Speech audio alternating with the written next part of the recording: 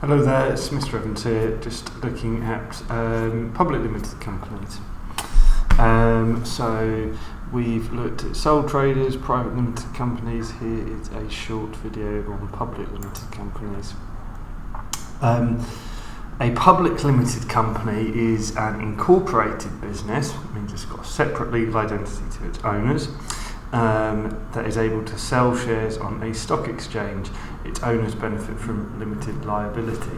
The key difference between a public limited company, a PLC, and a private limited company, an LTD, is that a public limited company trades its shares openly on the stock market. And most people who are over 18 are eligible to buy those shares. So anyone essentially can become a shareholder in a public limited company, hence public. I remember the abbreviations, the LTD. LTD looks like limited to me. It's limited in who can become a shareholder, whereas the PLC is a public limited company. Anyone can buy it. The limited, of course, refers to that they've got limited liability, and the company refers to the word incorporated. So what are the advantages of being a company that is listed on the stock market? Well, the owners benefit from limited liability, which we've discussed. They're only responsible for the money they invest in terms of their shares. The company is able to raise more funds through selling shares to the public. So listing on the stock market is a good source of finance, or it's a source of finance like all others that have advantages and disadvantages, but nonetheless it's a source of finance.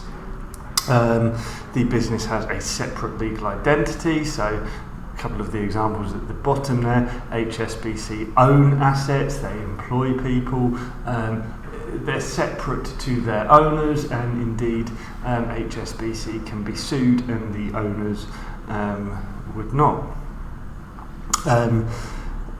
Another advantage of being a PLC is the prestige of having the PLC title. When you become a public limited company, you get that PLC after your name. Often customers look at that as a sign that the company is going to be well managed, well run. It's not always the case, but that can be the perception. So it helps to build a brand image. And you are going to be covered in the press as a result of the stock market listing. There's that old phrase that no publicity is bad publicity. Not sure how true that is, but your name will be out there. People will be aware of your name as a result of press coverage. The disadvantages of being a public limited company, well, you are going to have to publish a significant number of your financial records in detail.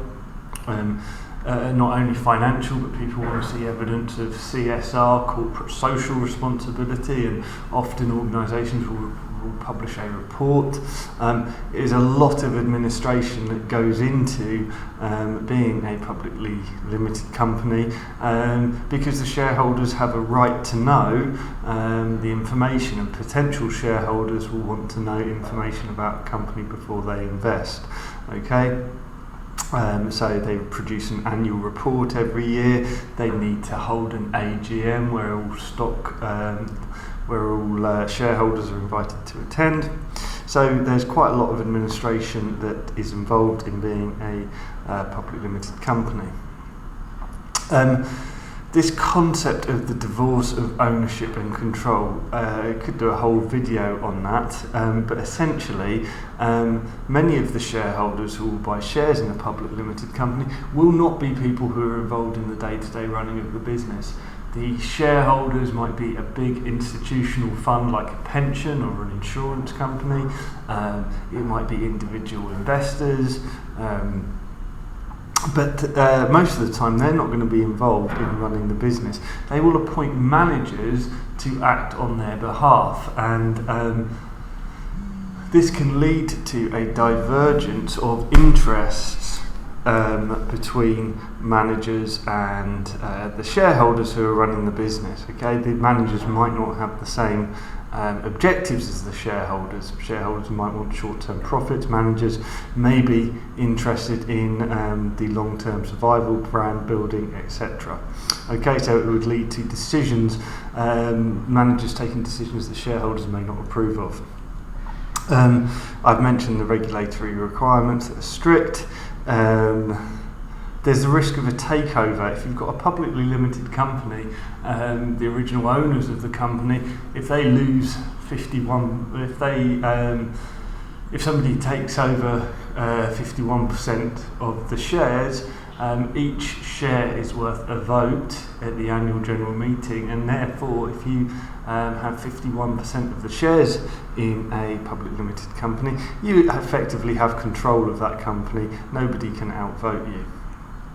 I suppose the flip side of having press coverage as a result of your stock market listing is the media scrutiny that you may well come under as a result. I think of BP, for example,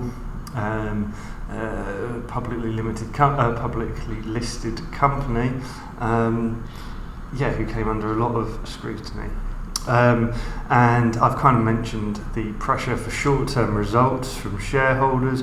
Maybe some shareholders are just interested in what their dividend payment is going to be next year, and that can lead to decisions that are not taken in the best long-term interest of the business. Would it be better to retain our profit, reinvest, improve our brand, or should shareholders get a share of the money? Some examples here of some famous public limited companies: HSBC,